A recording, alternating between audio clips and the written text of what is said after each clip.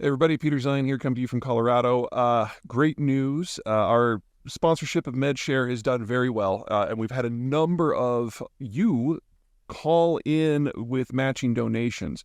So our original match was for $40,000 for the month of November, dollar for whatever anyone sends in. So even if it's just a buck or two, it makes a big difference. But we've now had sponsors come in to increase that 40,000 to 100,000. And to give you an idea of specifically what this sort of donation is going to go for, in modern warfare, explosions are, part of the process. So there have been a huge number of cranial and spinal injuries in Ukraine, and people might be able to get away from the front and survive, but then they're not going to be able to function unless they can get additional medical assistance. And so other donors have provided MedShare with implants and spinal surgery kits that are worth $20 million on the open market that were just given to them for free. And the question is, how do we get this to Ukraine where it can do the good? And that's where our campaign comes in. So again, the first $100,000 is matched. No donation is too small. Thank you for everyone who has buzzed in so far. Over 2,000 of you have already donated. Thank you, thank you, thank you, thank you. It's really humbling to be part of this process, and I look forward to seeing what the final number is at the end of the month. But until then, back to our regularly scheduled program. Hey everybody, Peter Zeihan here, coming to you from Colorado. It is the 16th of November, and yesterday in San Francisco at the Asia-Pacific Economic Cooperation Summit, Chairman Xi Jinping and U.S. President Joe Biden finally had that long-awaited summit. It's the first time that a real leader has met with Xi in something like 4 years. And it was really our first read on how Xi personally is doing, whether he's lost his mind to senility or he's just so drowned in his own propaganda that he can't function. The result was, by many measures, fairly surprising. Xi was basically all friendly, talking about how he didn't want competition, he wanted to be a friend of the United States, he didn't want to challenge the United States. I mean, it was basically peace, love, and recycle. He sounded like a teenage camp counselor. Three theories that come from this, which are going to shake out real quick into the fact.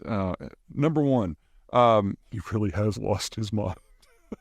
In which case, we're going to see increasing breakdowns in decision-making across the Chinese system as he basically goes bipolar, which could be entertaining but a little bit dangerous. The other two scenarios had to do with the cult of personnel that is formed. Xi has destroyed all challengers to the throne. There's no local leaders or regional leaders that have stuff anymore. He's gone through the bureaucracy in academia and business, and he's purged the bureaucracy as well. So part of the problem the Chinese have been having of late is that no one will bring him news, so he really is broadly unaware of what's going on in his own country and across the world. And so when he is thrust into something like the Apex Summit, things get a little weird.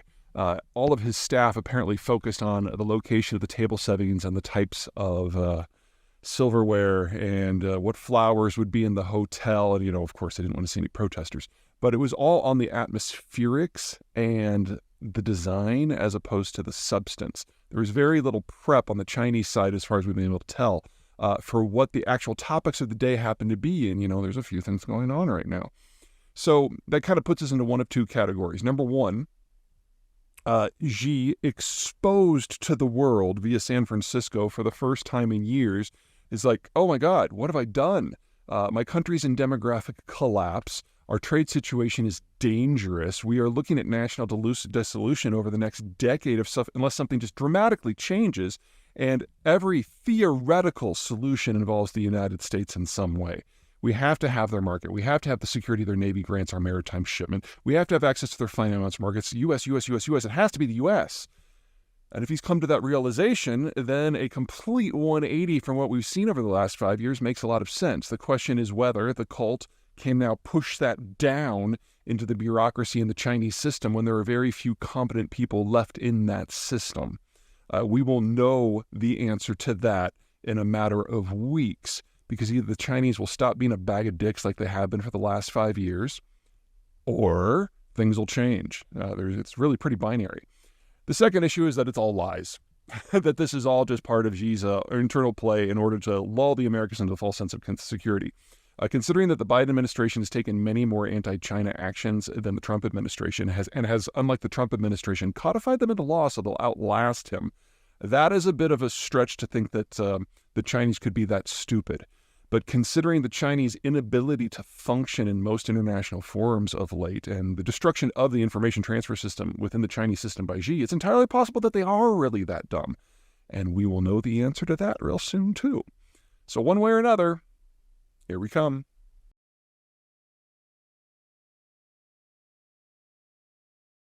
Hey everybody, Peter Zeihan here, coming to you from Chicago. I'm recording this on the 14th of November. You'll see it tomorrow on the 15th. The news today is that the APEC Forum, that's Asia-Pacific Economic Cooperation, it's a forum that was set up decades ago to help with economic integration among the Asia-Pacific region, is having their annual Heads of State Summit in San Francisco, and everyone will be there.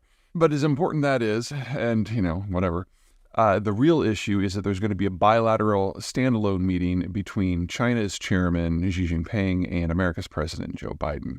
Now, there are any number of reasons why it would be a good idea to have a summit right now. There's big issues going on in trade and security. There's the Ukraine war. There's Gaza. There's energy. There's green transition. It goes on and on and on and on and on.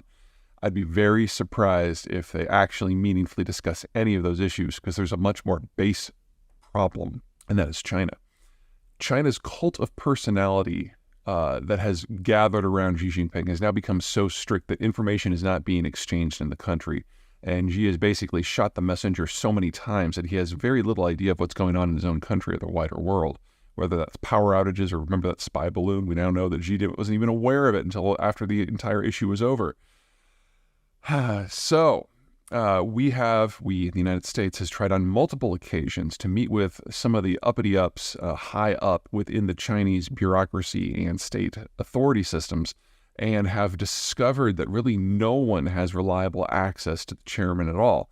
So, for example, Secretary of State Blinken and Secretary of Defense Austin have both been to China to speak with their counterparts only to discover that their foreign minister and their defense minister don't actually have access to the chairman. It hadn't for some time, and by the way, they both got fired shortly thereafter. So we're sending in the only gun that's bigger than SecDef and SecState, and that is the president himself. So Xi and Biden will be meeting the day you see this, the 15th, and I'm not expecting meaningful policy addressings. We're just trying to find out if the guy has lost his mind at this point. Once you turn 60, things start to go a little sideways, and Xi is now 70. And since no one, except for, say, Vladimir Putin, has had meaningful access to Xi in years, this will be the first chance for the United States to judge whether the guy on the other side of the table still has his faculties about him.